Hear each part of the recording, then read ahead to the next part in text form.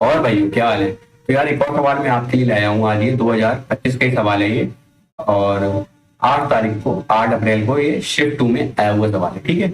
आसान सा सवाल पूछा है उन्होंने। उन्होंने क्या कहा है, दो इक्वेशन दिए हैं आपको, इनका इनके रूट्स निकालना है, उन रूट्स का स्क्वायर करके सम करके आंसर बताना है सिर्फ, बस, ठीक है ना। इंटीजर टाइप का सवाल है, इसका आंसर 42 आएगा।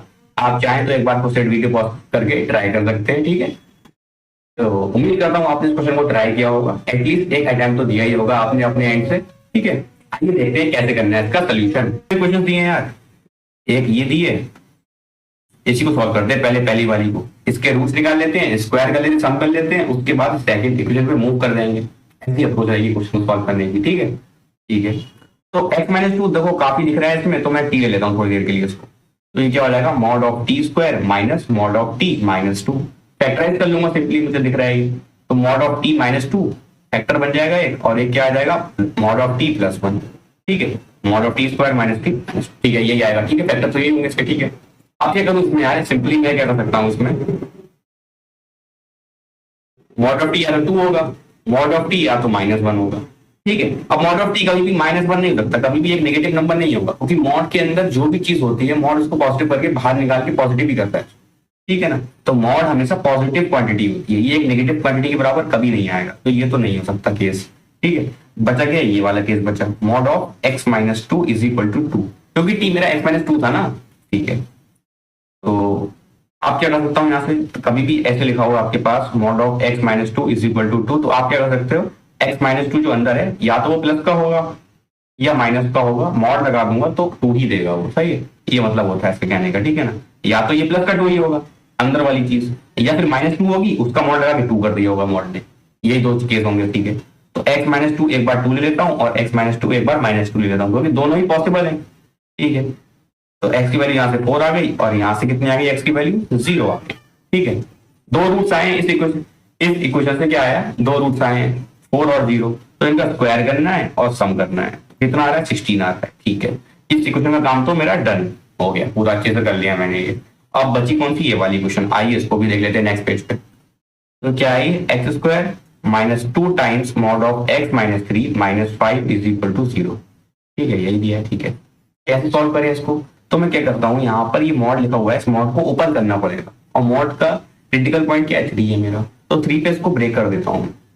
तो ब्रेक मतलब क्या है, 3 पे तोड़ देता हूँ उसको। तो एक मैं दो केस बना लेता हूँ, एक केस बनाऊंगा, फर्स्ट केस बना लेता हूँ कि x मेरा 3 या उससे बड़ा है, और एक केस बनाऊंगा कि x मेरा 3 या उससे छोटा है, ठीक है ना, 3 से छोटा है, ठीक है ना। दोनों इक्वालिटी की दोनों में एक बना लेता हूँ कि 3 छोटा है 3 से, ठीक है, x छोटा है 3 से, ठीक है ना। एक कर लेता हूँ कि x मेरा बड़ा है 3 से या फिर उसके बराबर है, और एक केस बना लिया मैंने सेकंड केस मेरा कि x मेरा 3 से छोटा है।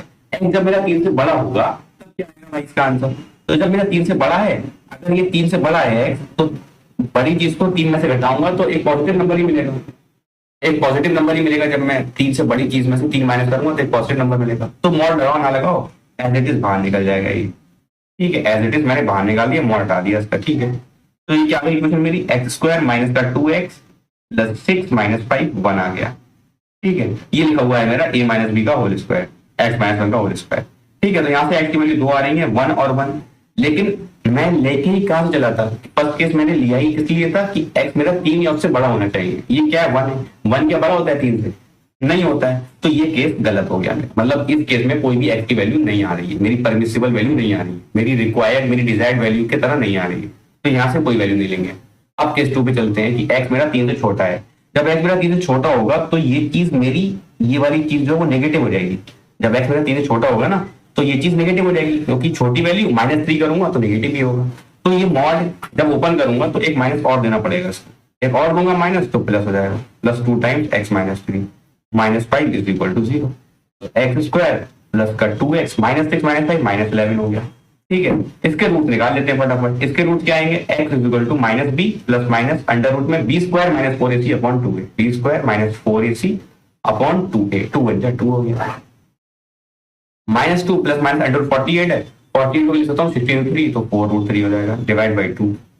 तो x की वैल्यू कितनी आ रही है, -1 प्लस माइनस 2√3 आ रही है। मतलब x की दो वैल्यू आ रही है, एक तो आ रही है 1 प्लस 2√3, और एक क्या आ रही है 1 माइनस 2√3, -1 -√3।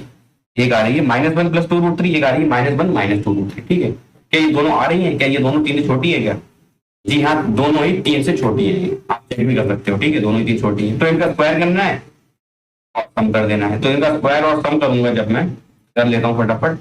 तो इनका स्क्वायर और सम करूंगा, कैसे करना है ये करना है। देखो मुझे -1 - 2√3 का स्क्वायर प्लस -1 + 2√3 का स्क्वायर करूंगा इसको मैं, तो ये मेरा क्या आ जाएगा, 1 का स्क्वायर प्लस 2√3 का स्क्वायर 2 टाइम्स आ जाएगा। ये खोल के देखना आप, -b का स्क्वायर, तो यही आएगा 2 टाइम्स 1 + 12 हो जाएगा। 1 + 12 13 होता है, 13 × 26 होता है।